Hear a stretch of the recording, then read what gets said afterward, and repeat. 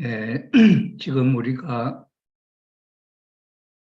구약시대의 역사부터 아담인 타락 이후에 노아 가정, 아브람 가정, 이삭, 야곱을 거쳐서 지금까지 쭉 공부를 해왔고 구약을 공부하고 신약을 공부하고 이제 성약으로서 통일교회의 그 가르침에 대한 내용의 마지막 결론으로 이상가정에 대한 내용을 가정연합에서 실제화하고 이루어 나가고 있는 이 현상이 어떤 내용인가 하는 것을 소개하는 것은 그 역사의 흐름의 마지막 열매가 하나님을 중심 삼은 참가정, 이상가정에 대한 목표가 역사의 흐름 속에 있었다 하는 사실을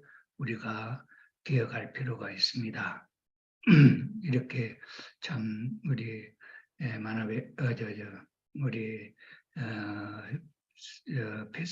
우리 사역자님께서 기도하시면서도 말씀하셨습니다만은 지난해 4월부터 시작되어서 지금까지 쭉 공부를 해 나온 그 열매의 마지막 결론으로 이상가정에 대한 내용을 소개합니다. 옛날에 이스라엘 유대 민족이 4천년 역사를 통해서 메시아를 기다렸습니다. 그 메시아로 나타난 분이 예수님이었어요. 예수님이었지만은 이스라엘 유대 민족은 그 오신 자기들의 소망의 결실체로 오신 메시아를 알아보지 못하고 그들은 예수님을 오히려 십자가에 달아 죽이는 그런 우를 범한 역사를 우리가 봅니다. 그럴 때 그들이 원하는 것은 뭐냐? 자기들의 지식으로 메시아를 판단을 한 거죠. 메시아는 이스라엘 유대 민족이 갖고 있는 그 지식의 터전 위에 한 단계 높은 가르침을 갖고 오셨기 때문에 옛날에 했던 이야기를 다시 하는 분이 아니지요. 그것을 그들은 몰라봤습니다. 오늘날 기독교의 신도들도 마찬가지죠. 재림주님이 오시면은 그 재림주님이 무엇을 가르칠 것이냐 하는 것을 생각을 해보면은 2000년 역사를 통해서 주님이 가르친 내용을 다시 가르칠 리는 없잖아요. 그 터전 위에 새로운 섭리의 말씀, 성약의 말씀, 이 말씀을 가르치게 되죠. 그런데 그 성약의 말씀이 자기들이 아는 것과 같지 않다 해서 적그리스도 또는 사탄 이렇게 해서 비판을 하지 않습니까? 이런 입장에서 우리가 이 역사의 흐름의 결론이 무엇일 것이냐? 메시아 참 부모로 오셔서 독생자, 독생녀가 어린 양 잔치를 통해서 참 부부가 되고 자녀를 낳아서 참 부모가 되고 참 가정을 만들어 그 가정에 하나님이 이상했던 창조 이상의 가정이 이루어지게 되는데 그 이상 가정이 어떻게 이루어지느냐?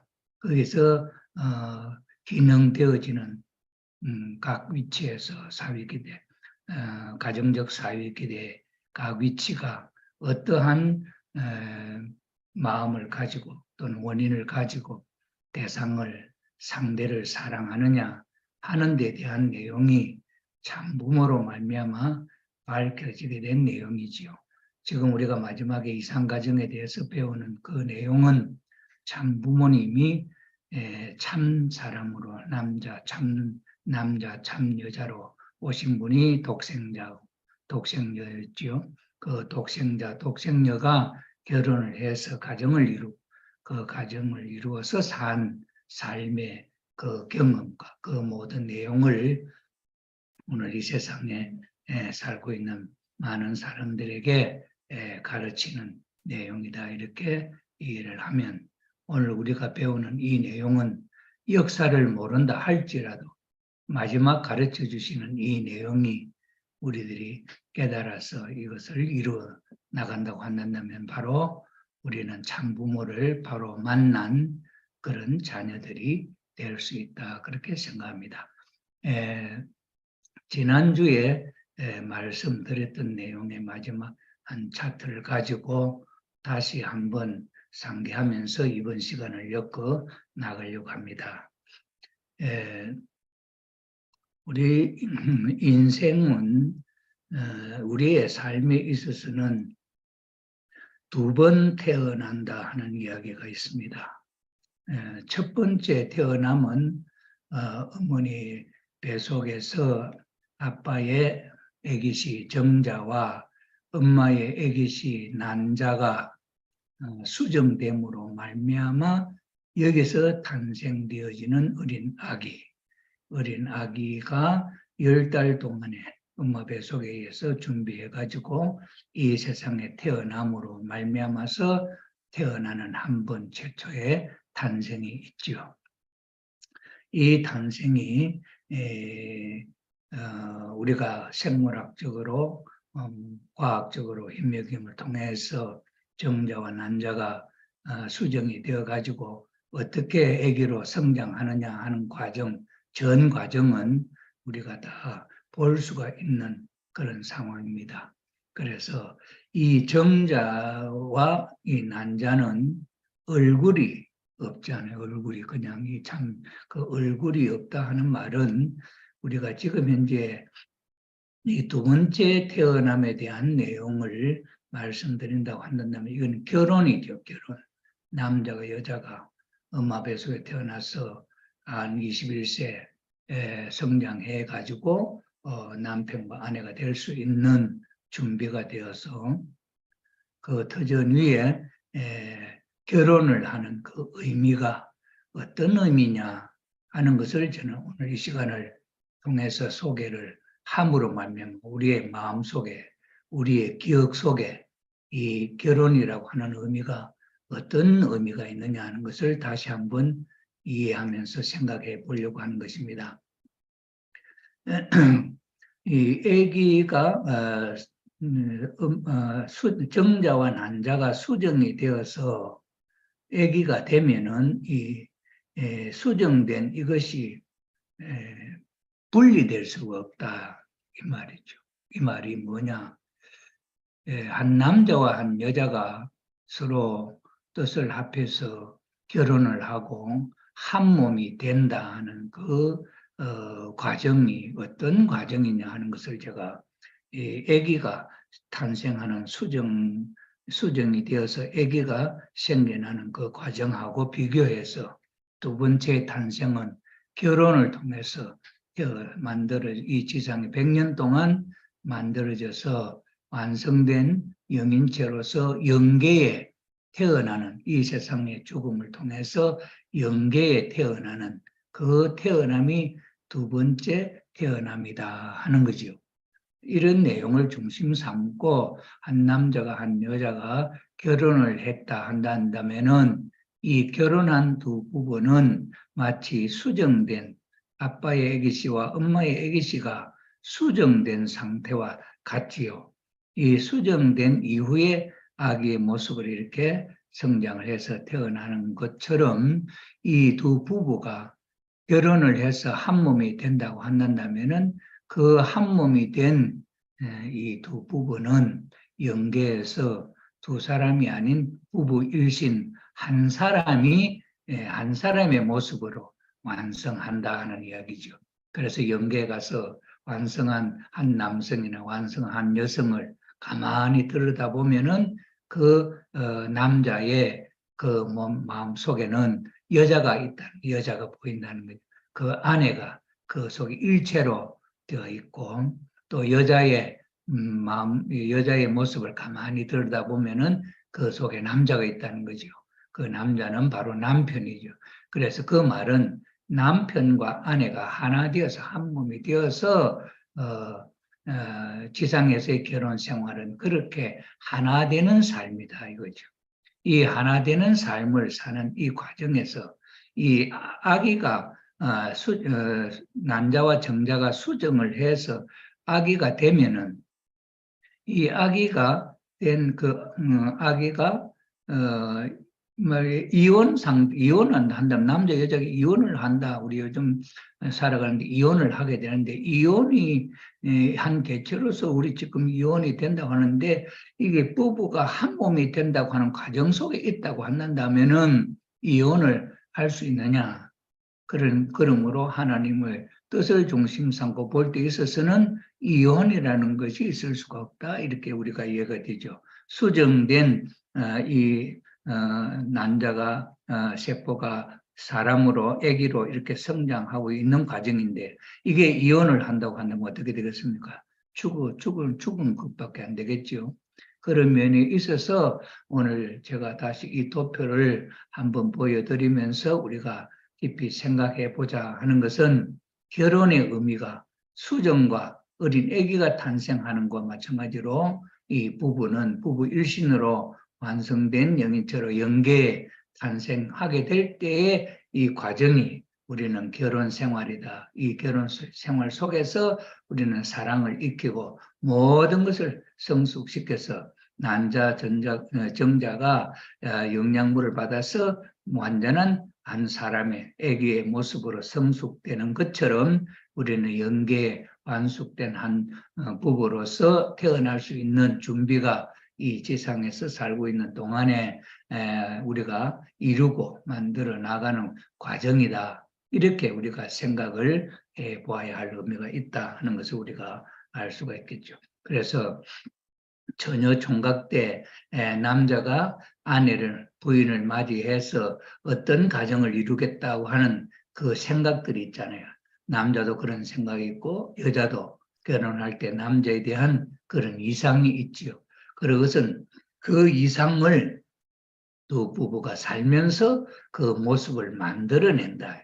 그래 생각했던 이상했던 그 결과 열매가 이 지상의 삶을 아름다운 부부 생활을 통해서 4대 신정권을 이루어 완성된 그 모습이 바로 처녀 총각 때 이상했던 그 설계도대로 완성된 모습이라 이렇게 우리가 생각할 필요가 있다 이 말이죠. 그렇기 때문에 오늘날 이러한 모습으로 성장해 가기 위한 과정에 어떠한 과정들이 필요한가 하는 사실들을 오늘 저녁에 결론적으로 말씀을 드리려고 합니다. 자, 그래서 오늘은 참 좋은 부부가 참 좋은 자녀를 낳는다 하는 이야기입니다. 여기에 대한 내용은 또 제가 지난 시간까지는 이 글을 읽으면서 또 조금 보충적으로 설명이 필요한 부분은 설명을 해드렸고 그렇게 했습니다만은 오늘 저녁에는 조금 양이 한 세 테마쯤 되기 때문에 핵심적인 내용을 한번 보면서 자세한 내용은 자료를 올려드렸기 때문에 그 자료를 읽어보면 다 이해할 수 있도록 그렇게 준비된 것이다 하는 것으로 이해해 주면 좋겠습니다. 오늘 처음 한번 봅시다. 부부는 각각 부모의 일성, 부모의 한 성품들을 대신한 몸입니다. 그래 하나님의 이성성상에 남성과 여성의 이성성상에 한 부분, 남성을 대신해서 나타난 몸이 남자고 한 여성 성품을 대신해 나타난 몸이 바로 여자다 하는 그런 말이죠. 그래서 대신한 몸입니다. 남편은 아버지를 대신하고 아내는 어머니의 일성을 대신합니다. 그러므로 서로 사랑하여야 합니다. 왜? 서로 사랑해서 하나님 속에 하나로 있었던 그 모습을 만들어내야 되기 때문에 사랑해야 된다 이 말이죠. 그래서 아내를 무시하는 것은 곧 어머니를 무시하는 일입니다. 그리고 남편을 무시하는 것은 아버지를 무시하는 일이며 아울러 하나님을 무시하는 일입니다. 그와 같은 연체적 관계를 가지고 있다는 것을 우리는 알아야 합니다. 이 말이 무슨 말인지 이해가 가시는지요. 그래서 우리 한 남자 여자는 내 개체로서 완성품이 아니고 하나님 속에 남성과 여성으로 들어있던 것이 이 땅에 갈라져서 나누어져서 나타나가지고 이 땅에서 육신이 성장해서 21세 완성하면은 이 남성 여성이 더 서로 사랑을 통해서 한 몸이 된다. 하나가 된다는 이 모습은 하나님 속에 이 하나로 있던 그 모습을 재현하고 실체화시키는 일이지요. 그래서 그런 하나님의 모습을 완전하게 만들어내는 것이기 때문에 남자가 여자를 무시한다든지 여자가 남자를 무시한다고 한다면은 하나님 속에 이상적으로 하나 있었던 그 내용을 부정하는 입장이기 때문에 자기의 존재 가치를 말할 수가 없다. 그런 이야기입니다. 그래서 동시에 아내는 누나의 결집체요, 누이 동생의 결집체요, 그리고 우주를 대표한 여성의 결집체입니다. 그와 같은 내용을 갖추고 있는 아내를 사랑함은 모든 인류를 사랑한 결과가 됩니다.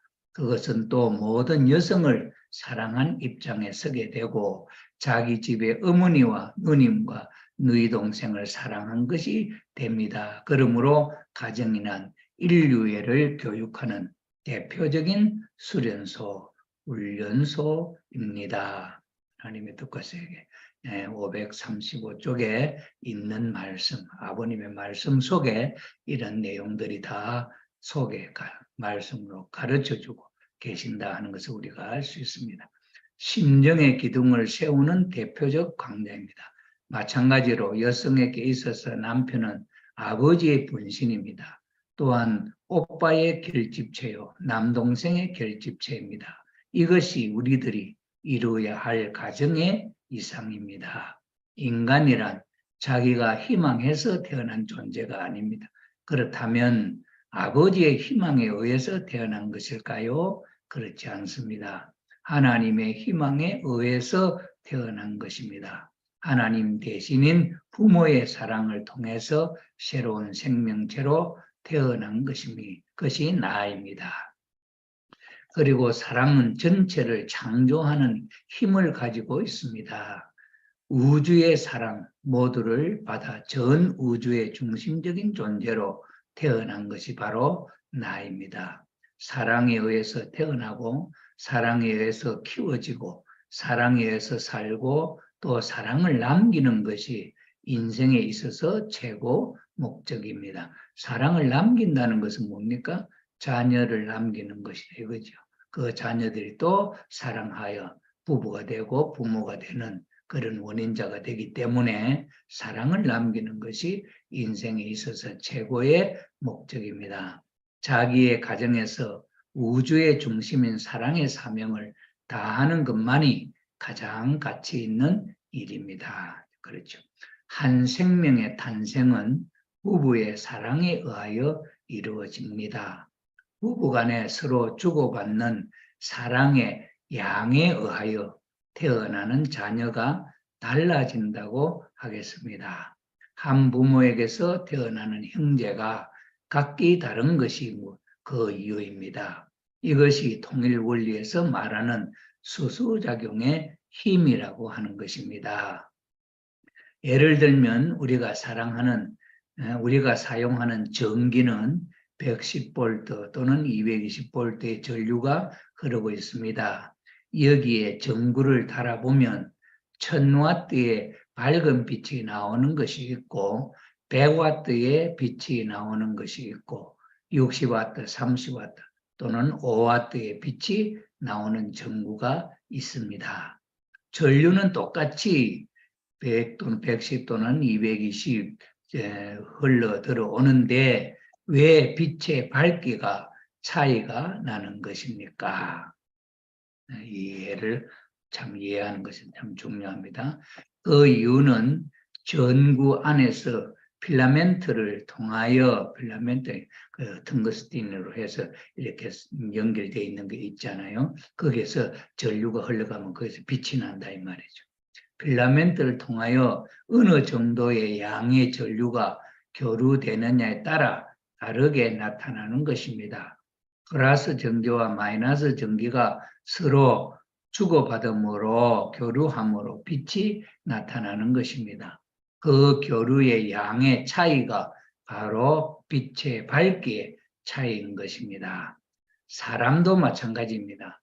사람은 모두 100% 사랑할 수 있는 능력을 갖고 있습니다. 그런데 두 부부가 서로를 어느 정도의 애정을 갖고 마음으로 몸으로 사랑하는가에 따라 달라지는 것입니다.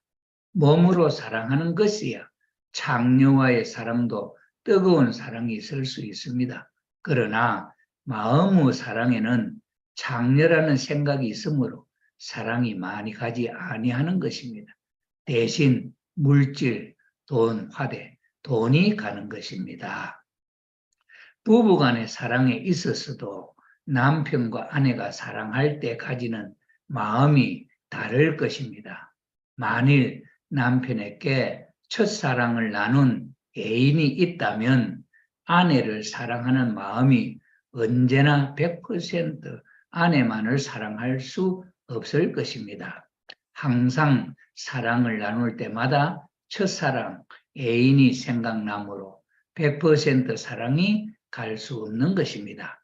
이럴 때 아내는 순수한 여성으로 100%의 사랑을 남편에게 보낸다 할지라도 남편은 첫사랑, 애인을 사랑하는 마음이 30% 남아 있다면 70%의 사랑이 아내에게 가게 되므로 사랑의 수수작용은 70%가 이루어져서 70%의 힘의 결과가 자녀로 태어나는 것입니다. 이것을 설명하는 도표가 이겁니다. 한번 보시죠. 남편과 아내가 사랑하는 이 사랑의 회로를 전기로서 비유를 했습니다. 그래서 플러스 전기, 마이너스 전기가 교류를 한단 말이죠. 이것이 어디서 전구 담아 그 전구 안에 필라멘트가 있단 말이죠. 그래서 그 필라멘트에 들어오는 전기는 240V 또는 110V 있는데 여기서 나타나는 빛은 다 다르다. 5W짜리, 5W짜리 5촉짜리 있지 않습니까? 옛날에 우리 전기 아낀다고 참 밤에 잘 때는 조그마한 담아 켜놓고 그러지 않습니까? 1kW, 1000W 밝기하고 5W 밝기는 엄청난 차이 나잖아요. 그런데 여기 전기가 5W 빛이 나는 그 전기의 플러스 마이너스 이 전기에도 똑같은 240V의 전기가 지나가는 거죠. 그 다음에 100W의 밝기의 전구담화에 빛이 날 때도 여기 들어오는 전기, 돌아가는 전기는 240V다. 그 다음에 1kW짜리의 전구에 밝은 빛이 난다 할 때도 똑같이 여기에 흐르는 전기는 240V 또는 220, 그 전류의 흐름이 똑같다 이 말이에요. 그런데 왜 이 밝기가 다르냐 하는 거예요. 왜 밝기가 다르냐? 그것은 여기서 조금 전에 설명한 대로 여기에는 전기가 1000kW만큼 빛이 나도록 100% 그것이 다 교류되는 게 아니고 저항에 의해서 빛이 덜 난다 이 말이죠. 그런 내용이 있지 않습니까? 이 전구의 밝기가 그것을 비유해서 남편과 아내의 사랑의 내용을 소개하는 거죠. 남편과 아내가 100% 수처녀 수총각으로 육체적인 다른 관계, 사랑의 맛을 모르는 경험이 없는 수처녀 수총각이 정말 서로 사랑해서 수수작용을 한다면은 그 사랑의 수수작용에 의해서 태어나는 자녀는 100% 아버지, 어머니의 그 사랑의 힘에 의해서 100% 같은 마음으로 태어나는 자녀가 된다 이 말. 자, 여기서 공장은 똑같은데 왜 다른 자녀들이 탄생하느냐? 공장은 똑같네. 전기는 똑같이 흘러가는데 왜 5W, 100W, 1000W의 밝기가 빛이 이렇게 다르게 나타나느냐? 그 이유는 뭐겠습니까? 여기서 흘러가는 그 전류가 그대로 가치를 나타내지 못하고 5촉만큼 다 걸려버리고 흘러가는 것이 5촉만큼밖에 없다. 그러니 빛이 5촉밖에 안 된다 이 말이에요. 그래서 이것을 비유해서 남편이 예를 들어서 바람둥이 좀 바람을 피는 남편이 아내는 수처녀 아주 순진한 처녀였다. 그래 남편이 이 남자 이 여자 저 여자를 경험해봐서 사랑으로 경험해봤어요. 그럴 때 이 여자는 어떻고 이 여자는 어떻고 하는 그런 편린들이 그런 생각들이 남아있다 이 말이죠. 그 남자가 결혼을 해서 아내를 맞이하는데 이 아내도 이 남자에 있어서는 그 섹스에 있어서의 그 정도라든 느낌을 평가하는, 비교하는 그 마음이 생길 거라는 이야기예요. 그렇기 때문에 이 남편이 순수하게 100%이 아내를 사랑하지 못한다 이 말이죠. 예를 들어서 옛날에는 왜 그 물통이 나무로 된 물통 있잖아요. 나무로 된 물통이 좀 제 높이가 똑같이 만들어져 있으면 그 물을 담으면 높이가 똑같이 높은 데까지 가득 찰 수가 있죠. 그런데 이 나무 한 부분이 만약에 좀 짧게 연결되어 있다면 아무리 이 다른 거는 다 높아서 물을 채운다 해도 이 높이만큼 물이 안 차고 짧은 거기서 물이 다 흘러내리기 때문에 채워지지 않는다 이 말이죠. 예, 그 말의 비유를 이렇게 한 겁니다.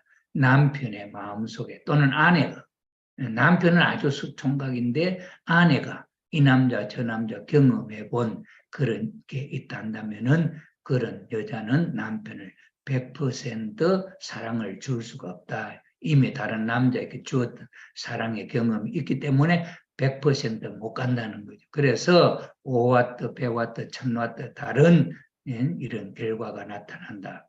그래서 아빠, 아버지와 어머니가 그 자녀들이 태어나는 모습을 볼 때에 수처녀, 수총각이 사랑을 해서 이 자녀가 태어나는 것은 갈수록 그 내외가 정이 깊어지고 사랑이 깊어지고 이해도가 깊어져서 그 사랑의 농도가 정말 뜨겁게 했을 때는 나중에 태어난 애가 더 훌륭한 아기가 태어난다 하는 아버님의 말씀을 놓고 봐도 그 사랑의 수수작용의 힘에 그 결과가 어떻게 달라지느냐 하는 것을 우리가 이해할 수 있는 것이죠.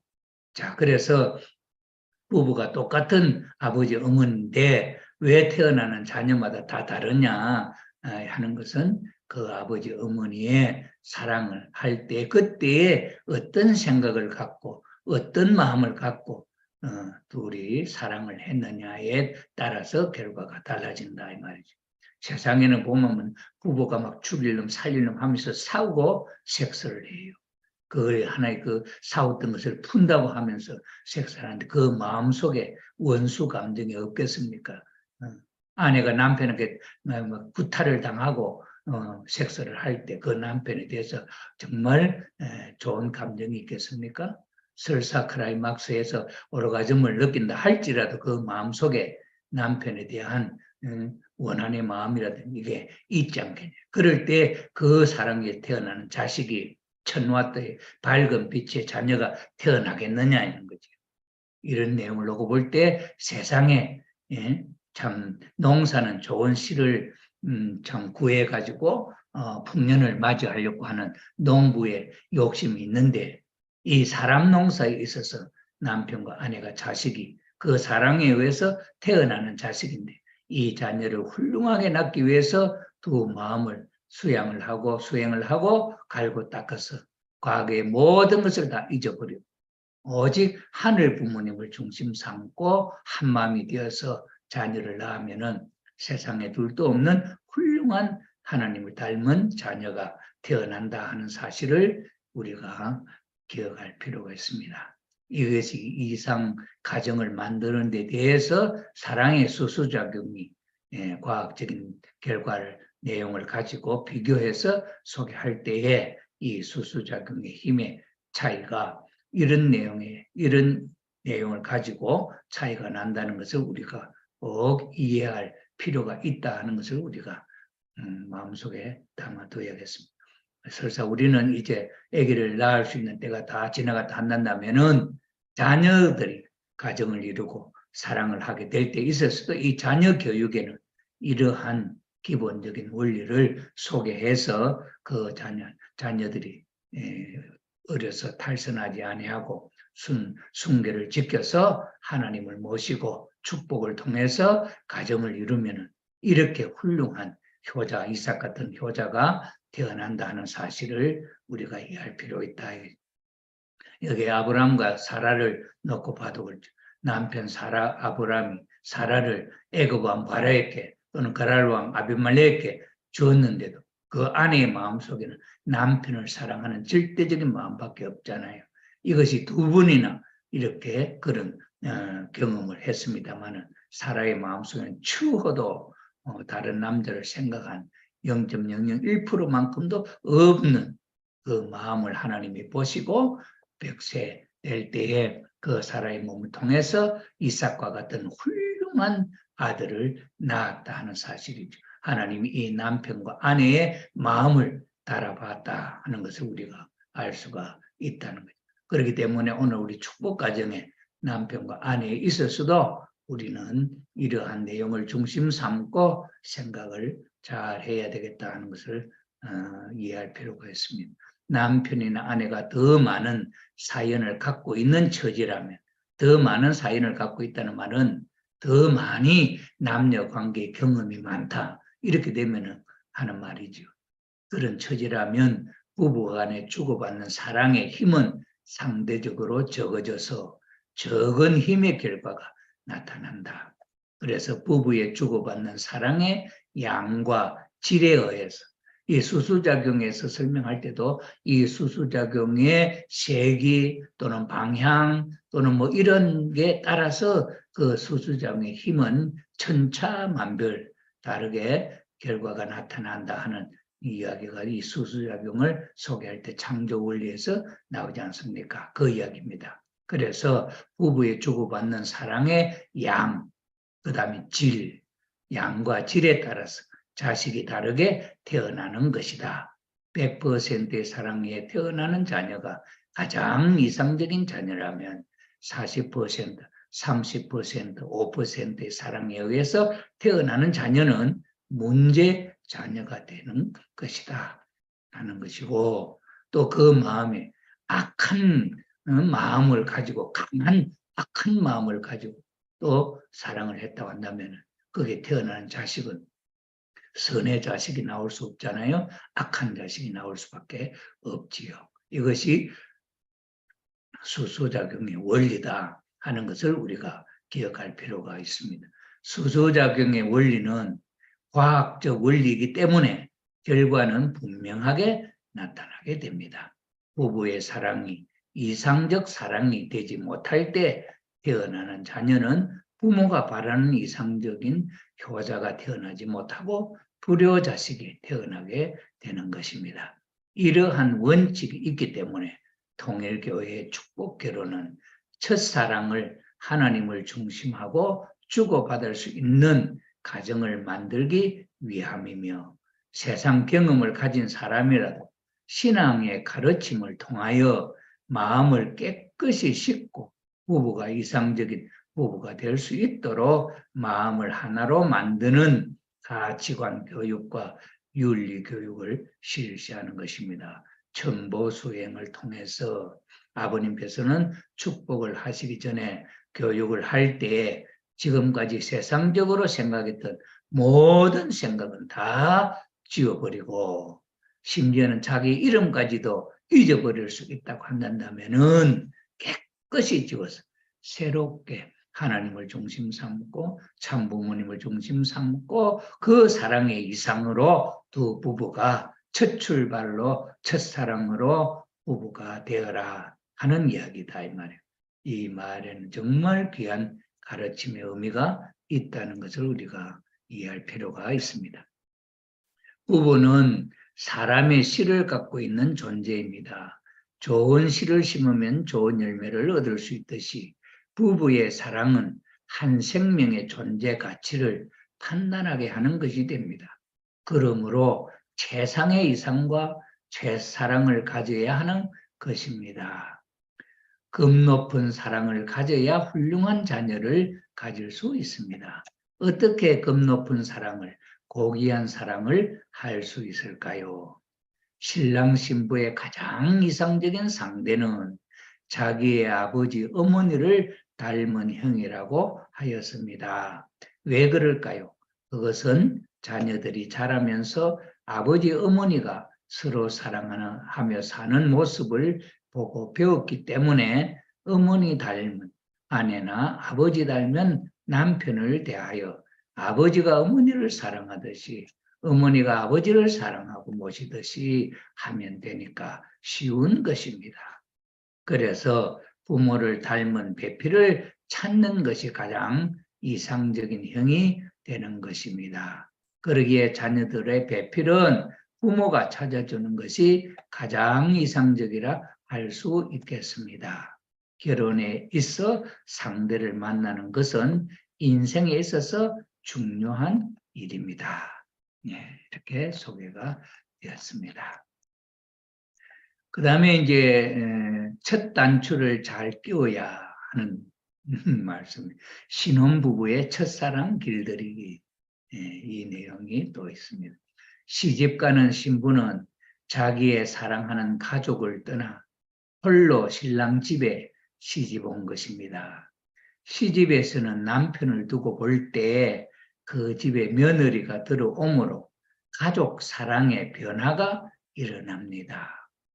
부부 사이에 이루어지는 사랑은 어떤 사랑보다 뜨겁기 때문에 부모의 사랑보다 형제의 사랑보다 강하여 아내의 사랑에 끌려갑니다. 이때 가족은 아들을, 오빠, 형님, 동생을 빼앗겼다는 느낌을 느끼게 되는 것입니다. 한 가정의 아들이 결혼을 해서 부인을 맞이할 때에 그 부부의 사랑이 제일 뜨겁지 않습니까?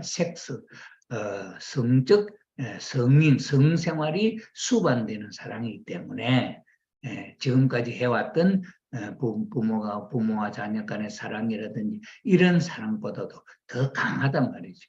그러니 이 아들은 아내에게 끌려간다. 이 사랑에, 부부의 사랑에 취하게 된다 이 말이죠. 그렇게 되면은 부모와 사랑했던 또는 형제와 사랑했던 그 사랑의 관계가 좀 느슨해지게 된다 이 말이죠. 그러면 그 부모들 또는 형제들은 자기와 주고받았던 형이나 그 아들의 자리가 없어졌잖아요. 그런 사랑을 도둑맞았다. 그런 것이 느낌이. 그래서 시집을 가면은 사랑의 적진 속에 뛰어들어 그 남편의 사랑을 끌어오기 때문에 시집 가족들로부터 처음에는 사랑을 받지 못한다 하는 그런 이야기죠. 그런 입장에서 어떻게 수습을 해야 할 것이냐 하는 것을 이야기합니다. 이런 입장에서 보면 신부는 사랑의 적진 속에 뛰어든 것과 같은 입장입니다. 자기를 위해 줄 수 있는 사람은 오직 한 사람뿐입니다. 이때 남편이 아내를 감싸주고 사랑하지 않으면 가족 누구도 사랑하지 않습니다. 무슨 말인지 이해가 되시죠? 그러므로 남편은 시집 온 아내를 어떻게 생각하고 사랑해야 하느냐? 첫째, 아내를 딸같이 사랑해야 합니다. 아버지가 딸을 사랑하듯이 자상하게 보살펴주고 감싸주고 사랑하는 것입니다. 아들이 사랑하고 아끼는 며느리를 가족이 미워할 수 없습니다. 이때 아내는 남편을 아버지같이 생각하고 모시고 사랑하는 것입니다. 시집온 색시에 대한 속담이 있습니다. 벙어리 3년, 장님 3년, 기머거리 3년이라는 말이 있습니다. 이것은 어려운 시집살이를 이겨내는 데에 비방으로 첫 3년은 벙어리같이 하라는 뜻이고 하고 싶은 말이 많아도 참아라는 뜻이며 다음은 장님이 되어 보아도 못 본 듯이 하고 다음은 들어도 못 들은 척하고 9년을 같이 살면 이제 한 식구가 되어 살 수 있게 된다 하는 의미입니다. 둘째, 아내를 어머니같이 생각하고 위하며 사랑하여야 합니다. 이렇게 하여 아내를 가정에서 자리 잡게 하고 사랑을 키워감으로 두 부부는 사랑의 부부가 되어 서로가 아버지같이 어머니같이 느끼며 존경하고 사랑하는 완숙한 부부가 되는 것입니다. 가정에서 부부가 불화하면서 자식에게 효도하라고 교육할 수 없는 것입니다. 아내가 남편을 존경할 수 없는데 자식 보고 아버지에게 효도하라, 아버지를 사랑해라, 존경해라 교육할 수 없는 것입니다. 자식에게 효도받고 싶으면 먼저 부부가 화목하여야 합니다. 여러분이 세상에서 제일 무서운 것이 무엇이겠습니까? 이 세상에서 제일 무서운 것은 바로 아들, 딸입니다. 아들, 딸은 부모가 하는 대로 보고 배웁니다. 그러니 자녀가 제일 무서운 것입니다. 부모가 앵앵거리며 그 아들, 딸도 틀림없이 앵앵거립니다. 반대로 부부가 서로 사랑하며 모든 것을 위하며 품어주고 용서해주고 평화롭게 살면 그 아들, 딸도 부모를 닮아서 그렇게 하는 것입니다. 그래서 죄 없는 아들, 딸의 아버지, 어머니가 되는 것이 쉽지 않습니다. 절대로 부부가 싸우고 우는 모습을 자식들에게 보이면 안 됩니다. 아버님의 가르침입니다. 이런 사람은 천지가 뒤집어집니다. 더욱이 자식들이 옆에 서서 앵앵 우는데도 불구하고 싸우는 사람들은 벼락을 맞아 망한다는 것입니다. 어머니, 아버지의 입에서 욕 소리나 악쓰는 소리가 나오고 그 눈에서 눈물이 흐르는 것을 자녀에게 보이면 안 되는 것입니다. 자녀가 제일 무서운 것입니다. 그 다음엔 하나님이 무서운 것입니다. 부모가 그렇게 살면 세계가 절단되는 것입니다. 천지가 끊어진다는 것입니다. 그것은 자식들에게 독약을 먹이는 것보다 더 나쁜 것임을 알아야 합니다. 사랑이 변하면 독이 됩니다. 더 무서운 것은 부부가 갈라지는 거기에서부터 사탄 세계가 벌어지는 것입니다. 마귀의 함정으로 독소를 품고 자기 일족을 끌고 들어가는 격이라는 것을 여러분은 확실히 알아야 되겠습니다. 선생님도 어머니하고 다짐했습니다. 일생 동안 절대 싸우지 않고 만약 싸웠다 할지라도 자식들에게 눈물을 보이지 않기로 말입니다. 네, 아버님의 말씀입니다. 여러분은 여러분 자식들이 우리 아버지 어머니가 큰 소리 치며 싸우는 것을 보지 못했다라고 할 수 있게 해야 합니다. 거듭 말하거니와 자식들이 제일 무서운 심판관입니다. 자식들은 하나님 앞에서 부모를 공인해 줄 수 있는 정인이라는 것입니다. 그래서 자식들이 우리 어머니 아버지가 제일 좋은 사람, 제일 훌륭한 사람이라고 증거해야 합니다. 하늘에 있는 어떤 성도보다, 이 땅의 어떤 대통령보다도, 우리 세계의 어떤 훌륭한 사람보다도 우리 아버지 어머니가 제일이라고 해야 합니다. 그렇게 살아야 합니다. 이런 말씀이 있습니다. 앞으로 한번 싸움하면 3년간 성별하기로 서로 약속을 하세요.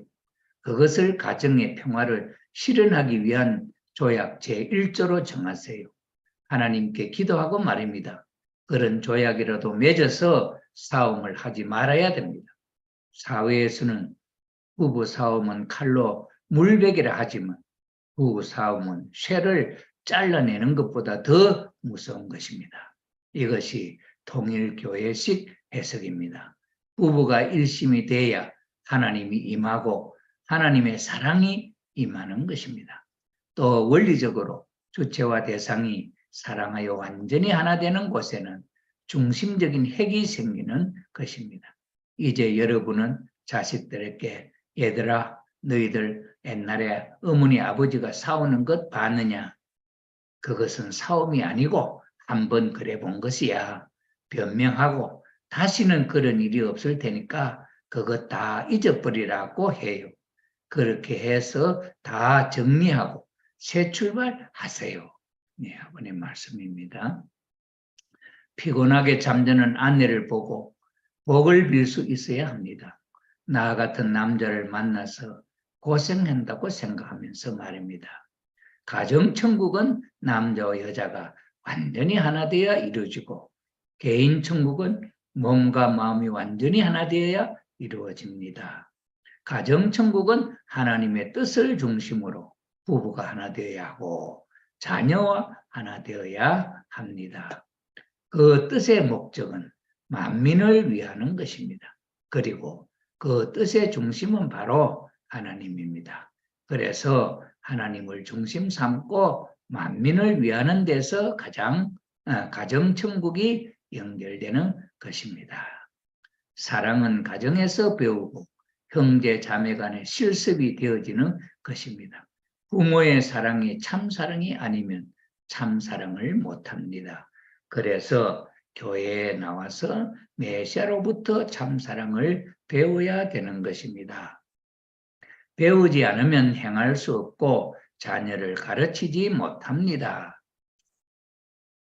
초등학생 여론조사 1986년도 4월달 KBS 방송에 나온 이야기인데 초등학생 여론조사에 의하면 아버지 어머니의 불화가 제일 싫다고 대답했다.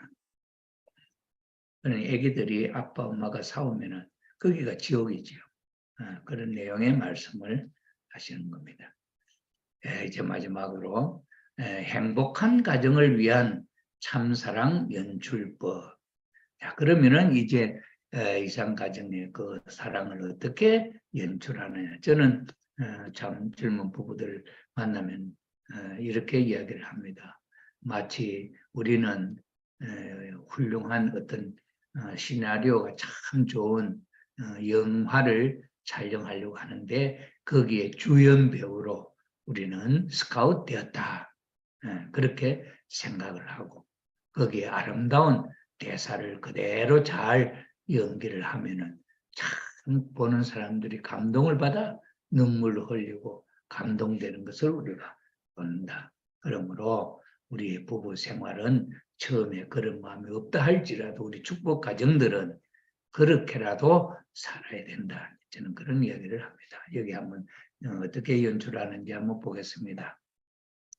부부간의 참 사랑을 어떻게 유발할 것인가? 부부간에 살면서 서로 잘 해야지 하면서도 실제 행동으로는 잘 되지 않는다고 합니다. 내 부인이 또는 내 남편이 아무리 생각해도 나하고 맞지 않는 것 같고 자신은 훌륭한데 내가 못난 사람 만나 손해봤다고 생각한다. 대부분의 부부가 결혼해 살면서 상대방에 대해서 남편의 아내에 대해서 내가 손해봤다, 내가 속았다, 중매쟁이한테 속았다 이렇게 생각한다는 거죠. 네, 그게 된 이야기입니다. 사람이 다시 태어나 결혼한다면 지금 배우자와 다시 하겠느냐 하는 질문에 거의가 싫다고 대답합니다. 이는 지금의 부부 관계가 행복하지 못함을 나타내고 있는 것입니다. 이것이 우리가 살고 있는 현실 세계입니다. 오늘 저녁에 들어오신 우리 성교사님들도 가정도 여러분 부부간에 정말 당신이 새로 다시 인생을 출발하는 가정을 이룬 부부로서 결혼을 하는 대상으로서 당신은 나를 다시 선택할 수 있겠느냐 이렇게 묻는다고 한다면은 세상적으로는 절대 0.001%도 다시 살겠다 하는 사람이 없어요. 그런데 우리 교회에서는 보면은 거의 많은 사람들이 나는 다시 우리 부부가 또 만난다면 결혼한다. 이런 훌륭한 가정의 부부도 있는 것을 우리는 봅니다. 그러나 세상적인 부부들은 그렇지 못하다. 그런 이야기죠. 사랑에는 종적인 사랑과 횡적인 사랑이 있습니다. 종적인 사랑에는 하나님의 사랑, 부모의 사랑, 자녀의 사랑 등이 있습니다. 종적으로 위아래로 있는 관계죠. 그래, 이 사랑은 나누어 주면 나누어 줄수록 더 좋은 사랑입니다. 부모가 자식들에게 많은 사랑을 나눠준다 이 말이죠. 예, 그렇게 해서 나눠주면 더 좋다. 그 다음에 스승과 제자 사이에 있어서도 사랑을 많이 베푸는 게 좋다 이거죠. 네, 이런 관계를 말하죠. 그 다음에는 횡적 사랑에는 부부의 사랑, 형제 간의 사랑, 친구 간의 사랑, 인류의 등이 있습니다. 이들 중 다른 것은 다 나누어 줄 수 있는 사랑이지만 오직 하나 나누어 줄 수 없는 사랑은 부부의 사랑입니다. 부부의 사랑은 성생활을 수반함으로 반드시 그들 부부 외에는 나누어 줄 수 없는 사랑입니다. 예, 무슨 말인지 아시겠죠? 부부 간도 형적인 관계죠. 그 다음에 형제 간도 형적인 관계죠. 친구 간에 있어서도 형적인 관계죠. 인류에도 형적인 관계죠. 그러나 형제들끼리 있어서는 사랑을 많이 나눠주면 줄수록 좋은 거지요. 친구의 사이에 있어서도 사랑을 많이 나누면 나눠줄수록 좋은 거지요. 이웃 사랑에 있어서도 많은 사랑을 베푸는 좋은 것이죠. 그런데 부부의 사랑은 나눠줄 수 없다. 이웃집 아주머니하고 부부의 사랑을 나눌 수 있냐? 그건 없다 이 말이죠. 왜 그러냐? 그건 성생활을 수반하는 것이기 때문에 이 부부의 사랑은 단 둘만이 남편과 아내만이 주고받아야 할 사랑이다. 이것이 나눠지는 순간에 문제가 생긴다. 그런 이야기죠. 가장 친하던 친구가 남편이 죽고 혼자 사는데 그 친구가 외로우니까 자기 남편을 그 친구에게 보내어 자기에게 사랑해 주듯이 그 친구를 사랑으로 위로해 주라고 보낼 수가 있습니까? 그럴 수 있는 사람 아무도 없죠. 10년 동안 부부가 행복하게 살았으니까 오늘 하루 각자 외도하고 옵시다. 이것이 가능합니까? 또 99% 아내 사랑하고 1% 이웃집 홀로 사는 부인에게 사랑을 나눠줄 수 있습니까? 없다. 절대적으로 없습니다. 부부의 사랑은 1%라도 나누어지면 그날부터 불행의 sak이 돋아나는 것입니다. 부부의 사랑은 나누어 줄 수 없는 사랑인 것입니다. 그러니 이 관계가 지난 시간에도 말씀이 우리가 가정에서는 12가지 사랑이 있고 그랬다 했죠. 그 12가지 사랑 중에 많은 전적인 사랑은 가정에서 다 실습되어지는데 세상에 나갔을 때 있어서 그 대인관계는 어떻게 하느냐? 자, 할아버지와 같은 연배의 사람에게는 할아버지에게 같은 사랑을 하고 그 다음에는 아버지와 같은 연배에게는 아버지 어머니와 같은 사랑을 하고 그 다음에 동생, 누나, 동생 사랑을 같이 하고 그렇죠. 그런데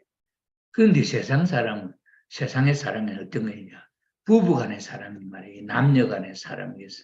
예, 다른 여자를 자기 부인같이 그렇게 사랑하고 싶어.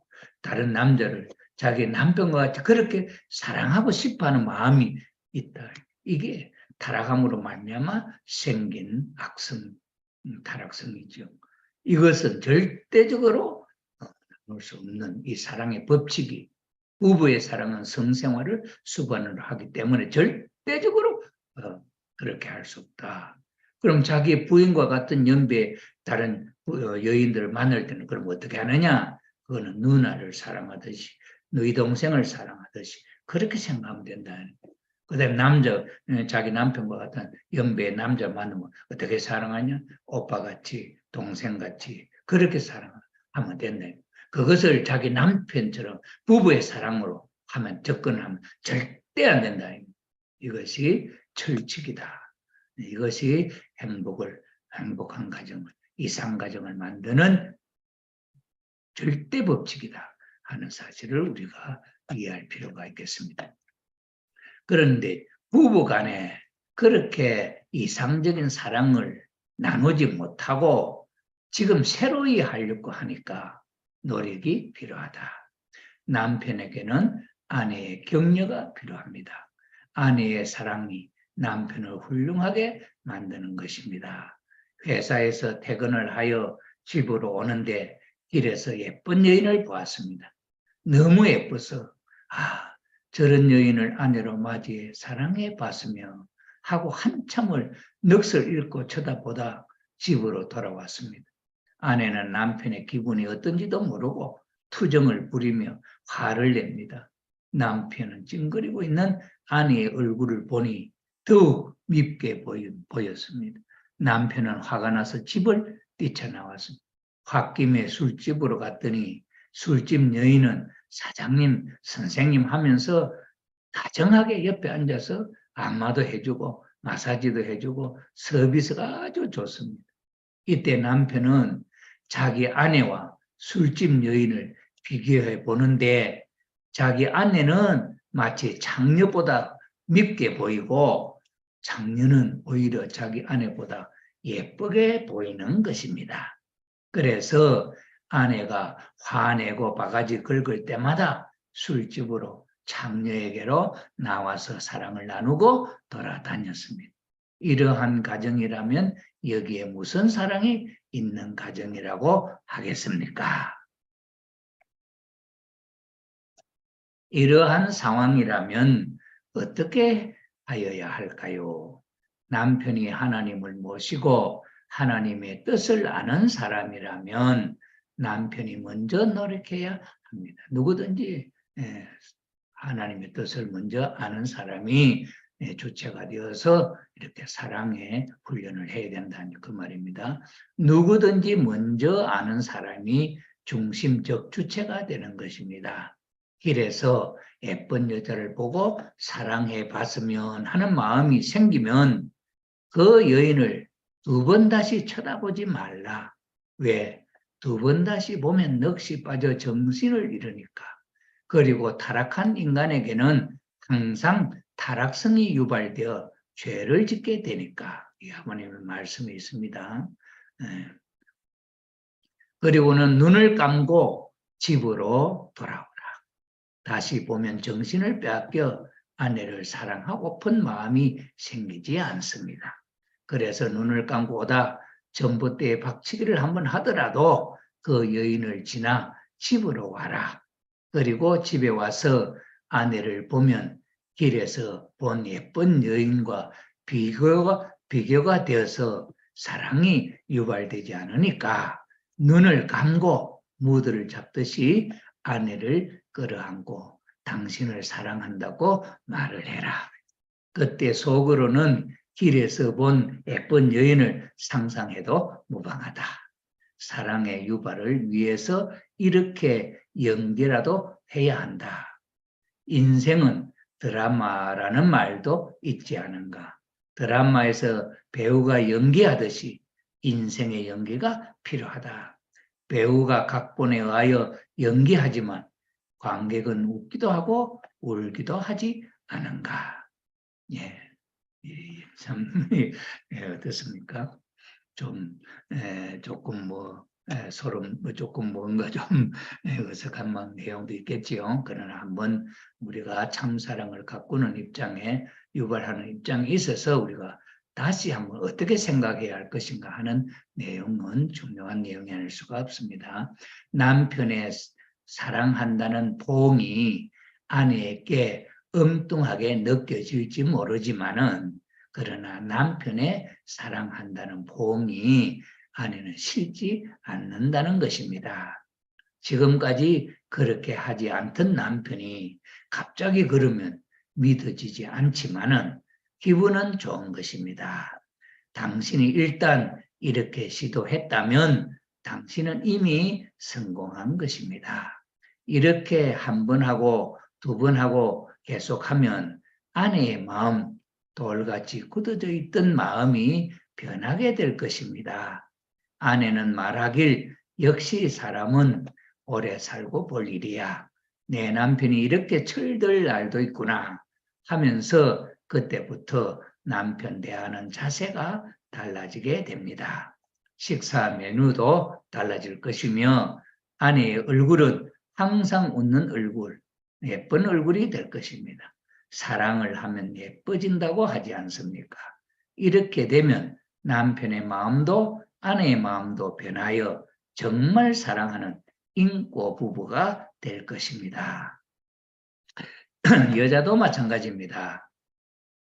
시장 바구니 들고 시장 나가면서 너무 잘생긴 사람을 보면 아이고 저렇게 잘생긴 남자를 남편으로 하고 한번 살아봤으면 무슨 복이 많아. 저 자가용이 저렇게 행복하게 사나. 내 남편이라는 사람은 자가용은 그는 농난 자전거에 직장은 말단 사원으로 봉급은 쥐꼬리만 하고 보면 볼수록 한숨은 나오고 그렇다고 잠자리에 사랑도 시원찮고 이게 사는 것인지 죽은 것인지 내가 처녀 때는 인기가 좋았는데 이렇게 생각하며 신세한탄하다가 집에 돌아오면 남편이 더 미워지는 것입니다. 사랑이 우러나오지 않습니다. 이때도 남편과 자신을 위해 사랑의 연기가 필요한 것입니다. 부부간의 사랑이 만족하지 못하면 그것을 채우기 위해 남자나 여자나 밖으로 나가게 되는 것입니다. 남녀 간의 사랑이 문란해지는 것이 사회적인 환경도 문제지만 자신의 마음가짐이 더욱 중요한 것입니다. 부부 간의 사랑에도 사랑의 연출이 필요합니다. 사랑에는 12가지 사랑이 있습니다. 이 12가지 사랑을 연출하며 사는 설계가 필요합니다. 한 가지 사랑, 부부의 사랑만은 단조로운 것입니다. 오늘날 서구의 문란한 성풍속은 왜 그러합니까? 단조로운 부부 사랑이 파트너를 바꾸면 달라질 줄 알고 사랑의 파트너를 바꾸거나 그룹 섹스를 합니다. 그러나 그것도 일시적인 것입니다. 그러다 더욱 자극적인 것을 찾다 보면 마약을 찾게 됩니다. 이것이 인생을 망치고 사회를 망치는 행위인 것을 느끼지 못하며 빠져들어가 인생의 폐인이 되는 것입니다. 부부의 사랑은 파트너를 바꾸면 바꿀수록 빨리 망합니다. 로마가 망한 것도 소돔 고모라 성이 망한 것도 영웅 열사가 망한 것도 부부의 사랑이 문란해지고 부부의 사랑의 파트너를 바꿀 때 망하게 된 것입니다. 네, 그래서 세상에 지난번 조금 전에 말씀을 드렸습니다마는 세상 사람들에게 지금 당신의 부부가 사는 것이 만족하냐? 만약에 다시 상대를 만나는 그런 입장이라고 한다면은 결혼하는 입장이라고 한다면은 지금의 당신의 남편, 지금의 당신의 아내를 당신은 다시 만나서 사랑한다고 할 수 있겠느냐? 이렇게 하면 여자는 거의가 싫어하고 남자는 좋아한다 하기도 해요. 그런데 남자가 좋아하는데 여자가 싫어하는데 참 거의 불행한 거죠. 그래서 남편을 그러면 사기 만난 것, 속한 것 같다 하고 결혼을 또 다시 물어가지고 결혼을 한다고 한다면 새롭게 다시 대상을 만난다고 한다면 그 새롭게 만나는 대상은 정말 행복할 수 있는 그런 대상이라고 생각할 수 있겠느냐는 거죠. 그래, 뭐 바꿔봐도 별 볼 일 없는 똑같은 상황이 왜 이 세상에 살고 있는 모든 사람이 그런 생각하고 있으니까 바꿔봐도 소용이 없다 이 말이죠. 그렇다고 한다면은 이런 가정이 있어서 행복한 이상가정을 만들려 한다면은 뭐 어떻게 해야 되겠냐? 그건 자기의 생각을 바꾸는 수밖에 없다 이 말이죠. 지금 그런 이야기를 해 나가려고 하는 거지. 그래서 자기의 마음이 바뀌면 사랑의 마음을 갖고 사는 상대를 보면 사랑스러워지는 것이잖아요. 그런 이야기를 한번 상상하면서 여기에 제시하는 이야기를 다시 한번 읽어보도록 하겠습니다. 남편이 출근할 때는 아버지가 외출하실 때 인사하듯 하고 저녁에 퇴근 시에는 지쳐서 들어오는 남편을 개구쟁이 아들이 밖에서 놀다 돌아오는 자식 보살펴 주듯 어머니 손 같은 따뜻한 사랑의 손길이 남편의 피곤을 풀어줍니다. 밥상 앞에 마주 앉아 식사할 때 다정한 친구같이 사랑을 속삭이고 잠자리에선 사랑하는 애인을 꿈뜻하며 사랑을 연출할 때 남편은 그 사랑 속에서 모든 피로와 시름을 잊고 새로운 용기와 자신감을 얻어 항상 새롭게 그리고 건강하게 출발을 하게 되는 것입니다. 이러한 남편은 날로 발전하며 변화할 것입니다. 직장에서도 힘차게 기쁘게 일함으로 상사에게 인정을 받아 날로 진급을 하게 될 것입니다. 당신의 아름다운 이상적인 남편이 당신의 사랑의 솜씨에 의해 새롭게 창조될 것입니다. 당신의 변화된 남편의 모습이 눈앞에 보이지 않습니까?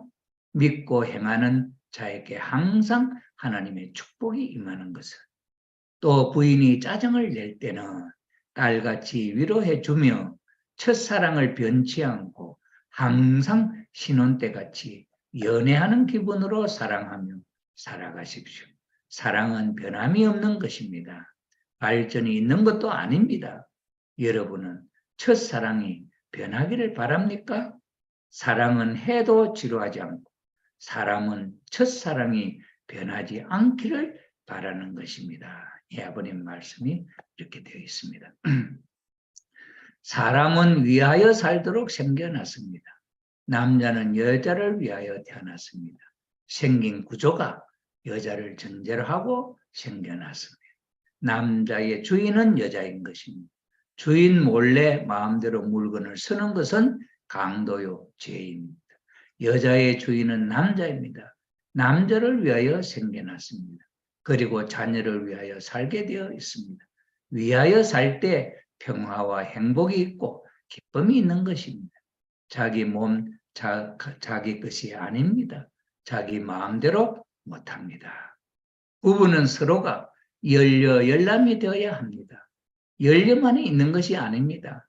남자도 열람이 되어야 합니다. 남자는 바람 피우고 돌아다니며 아내만 정절을 지켜 열려가 되라고 할 수 없습니다. 부부는 부모님 대신자요, 우주의 음양의 대표자요, 인류의 남자와 여자의 대표자요, 하늘과 땅의 대신자입니다. 서로 귀하게 생각하고 자신을 귀하게 지켜나가며 가꾸어야 합니다.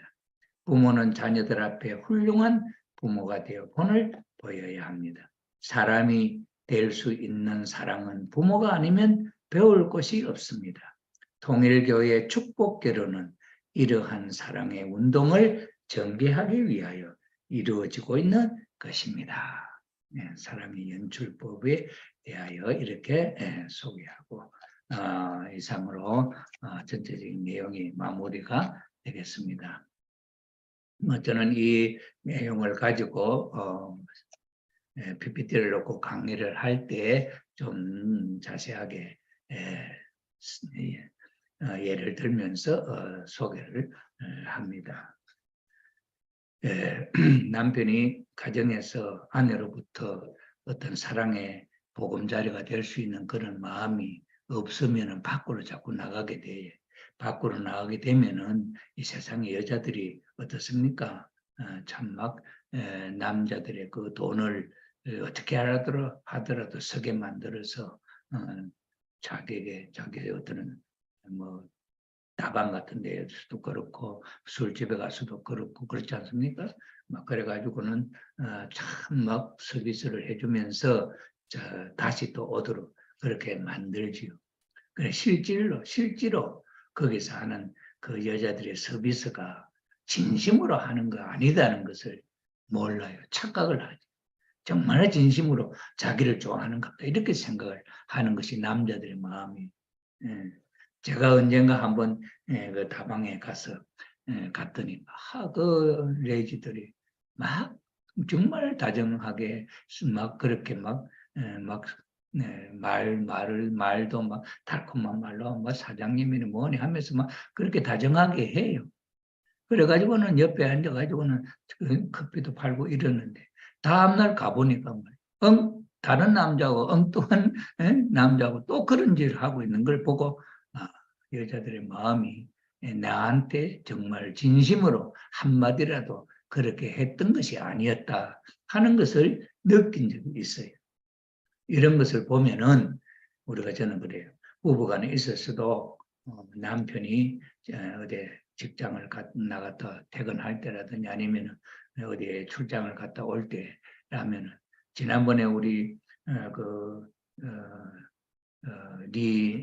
리마인드 웨딩인가 할 때에 그 부부간에 서로 사랑을 표현하는 것을 말로 행동으로 실제로 해보도록 연습을 시켰지 않습니까?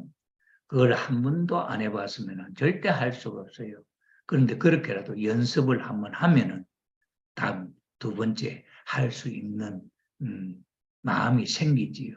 그러니 절대로 이 사랑은 연출을 해봐야 된다 하는 것을 저는 말씀을 드리고 싶고요. 그래서 저는 참부모님을 통해서 축복받은 우리들은 이상가정을 만드는 한 영화를 일생 동안 찍는 그 영화의 주인공으로 스카웃됐다. 그래서 인류 배우라면 인류 배우가 하는 그 시나리오가 있지 않겠습니까? 그 시나리오를 그대로 실감나게 연기를 합니다. 배우는. 그래서 인류 배우, 이류 배우, 삼류 배우라는 차이점이 뭐냐? 그 연기를 진짜같이 실감나게 하는 배우가 인류 배우지 않습니까? 그렇게 연기를 주연과 조연이 하면서 이야기를 엮어나갈 때 그걸 보는 시청자들은 진짜같이 빨려 들어가면서 희노애락을 같이 공명을 한단 말이죠. 그런 것처럼 우리 축복 가정에 우리 가정들 남편과 아내가 참 사랑의 말로 여기서 소개되었던 또는 참부모님 말씀 속에 보면 이상가정이 어떻게 서로 사랑을 나누라 하는 좋은 말들이 많지 않습니까? 그 말들을 실제로 시나리오처럼 남편에게 사랑합니다 하는 그런 말을 예교를 들면서 정말 그 다음에는 옷도 평상시에 그렇게 입는 옷으로 흐름하게 입는 옷을 하지 말고 정말 제일 아름답고 예쁜 옷을 입고 그 다음에 화장도 좀 하고 이래가지고 나갔다 오는 남편을 창문 밖에 문 앞에 서서 기다려서 남편을 맞이하며 정말 어서 오십시오 사랑 당신 참 수고했습니다 사랑합니다 이러면서 뭐 맞이하면서 그 다음에 뭐 식사를 할 때는 그 식사하시는 동안에 앞에 앉아가지고 이런 이야기 저런 이야기 하면서 참 사랑을 나누고 있죠. 그 남편의 마음이 얼마나 따뜻해지고 행복해지겠습니까?